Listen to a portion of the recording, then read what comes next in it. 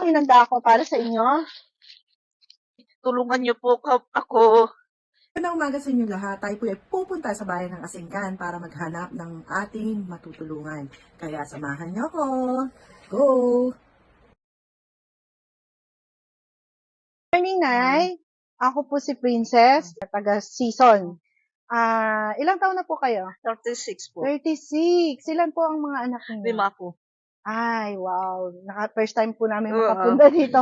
5 po yung mga anak niyo. Ano pong trabaho ng asawa niyo, Nay? Construction. Construction po talaga. Sahod niya Expenses 350. niya, 350. Ang anak po ba nag-aaral lahat? Oo. Lahat. Okay. Meron po bang may sakit sa inyo? Mayroon po. Yung Dalawa po. never niyo pa po ba siyang napadoktor, Nay? Noon lang yung grabe na siya. Pero paano niyo po nalaman na may sakit po siya sa Yung sabi puso? ni doktor sa akin, may sakit ng puso yan, sabi Opo. niya. Tapos, wala. Yung isang taon siya, palagi siyang yung kanya parang Nanginginig. uling na siya.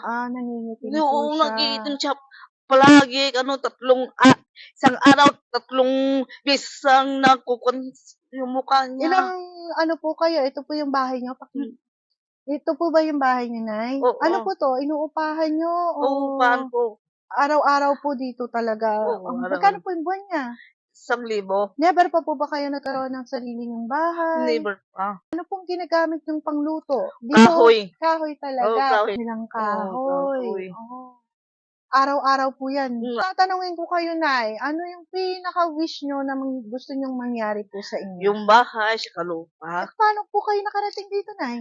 Talagang taga dito na po kayo Oo. sa Dumampot. Palipat-lipat palipat kayo. po. Ito pang Palipat ilang po. lipat nyo na po to? Mga 2. 2 Oo. lipat na Oo. ito. Pero dito rin po ang pangarap ninyo. Oo, dito lang. Kaya nananawagan po kami sa lahat po ng mga makakapanood kay Nanay. Siya po ay wala po silang sariling tahanan kasama ng kanyang mga anak. Kaya gusto po niya magkaroon ng sariling bahay. Ito kung magtinda-tinda. Magkaroon ng tindahan si Oo, Nanay. tindahan ng maliit. Opo. Yun, Nay. Kaya mga kaibigan, ito po ang buhay ni Nanay. Gusto daw po niya magkaroon ng hanap buhay, kahit tindahan lang at sariling bahay dito sa kanyang mga 5 anak. Kaya, Nay, manawagan po kayo sa aming mga viewers. Sana ay tulungan niyo po ako.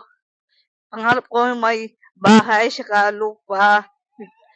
Kaya hindi, mahirap ang buhay. Opo. Tapos meron pa po siyang may sakit May na sakit. anak na may sakit sa puso na hindi pa niya napapa-check up talaga sa pinaka-heart center na. Basta sinabi lang na may sakit sa puso. Sana may doktor.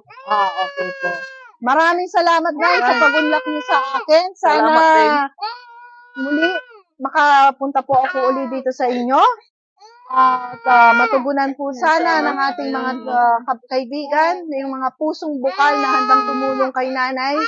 Siya po yung ating tulungan. Maraming salamat po. Salamat. Galing ito sa school. Ito naman po yung galing sa akin. Ang hinanda ko para sa inyo. Salamat po. Nahabag sa inyong kwento. Kaya, actually, ayoko sanang pero dinerecho ko na para sa inyo na sa pamilya nyo. Salamat po.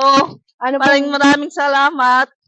sana po, may mga kababayan tayo dyan na gustong tumulong kay Nanay para kahit papano, hindi na sila mangupahan at magkaroon sila ng sarili nilang tahanan. Maraming salamat, Nay. Maraming salamat po sa inyong pagpapaunlak sa amin. Maraming God salamat bless dun. po. Salamat. Isa na naman pong kaibigan natin ang ating natulungan sa Asinggan sa Barangay Dumampot. Ang nais lamang po niya ay simpleng tirahan na hindi na po siya palipat-lipat. Napakabait lang po nung kailangang nirerentahan. Umaabot po minsan na 3 months na hindi po sila nakakabayad pero hindi po sila pinapaalis. Ang sarap po sa puso na kahit simpleng pagtulong na nagagawa ng aming programa na siya po ay aming napili para po sa araw na ito. Ako'y saludo po at aral na ang bawat hirap ay patuloy po tayong lumaban at hindi tayo mawala ng pag-asa. Ang Panginoon ay hindi natutulog para sa atin. God bless you all, guys. Thank you so much po sa taong nagpaunlak sa Barangay Dumampot na tinulungan kami para maabot po si Nanay.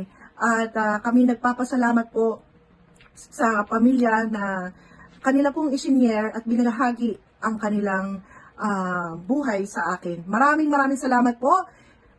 Huwag niyo pong kakalimutang subaybayan lagi ang aming bawat tao na matutulungan at bawat vlog namin. God bless you all, guys!